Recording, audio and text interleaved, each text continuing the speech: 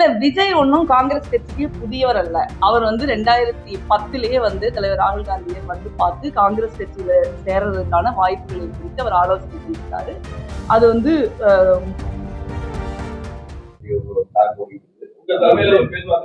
இல்ல சமூக வலைத்தளங்கள்ல டெய்லியும் கூட ஏதோ ஒரு வதந்திகள் உழவிக்கிட்டு தான் இருக்குது. சமூக வலைத்தளத்துல என்ன பேசுறாங்கிறத வச்சு தேர்தல் கூட்டணிகள் உருவாவதில்லை. இல்ல நிறைய ஸ்பெகுலேஷன் இருக்குதான் செய்யும். நீங்க தேர்தல் கூட்டணிகளோ இல்ல தேர்தல்ல சீட்டு ஒதுக்கீடு எல்லாம் நீங்க சமூக வலைத்தளங்களோட ஸ்பெகுலேஷன் அடிப்படையில நடக்கிறது இல்ல. நாங்கதான் திமுக கூட்டணியில் இருக்குமே. ராகுல் காந்தியோட விஜய் பேசுறதெல்லாம் ஒரு டாக்குமெண்ட் ஓடி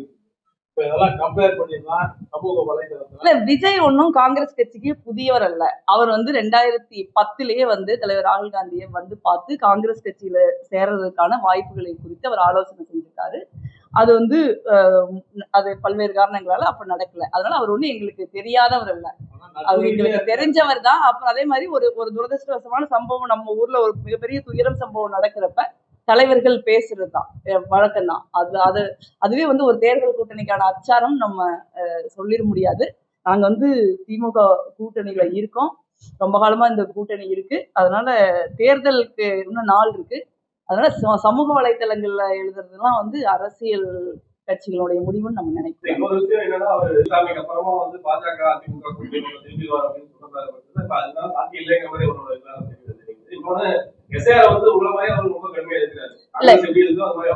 எஸ்ஐஆரை பொறுத்த வரைக்கும் நீங்க எந்த கட்சிக்காரரு, கட்சியின் தலைவர் இல்ல கட்சியின் தொண்டர் அதெல்லாம் முக்கியம் இல்ல.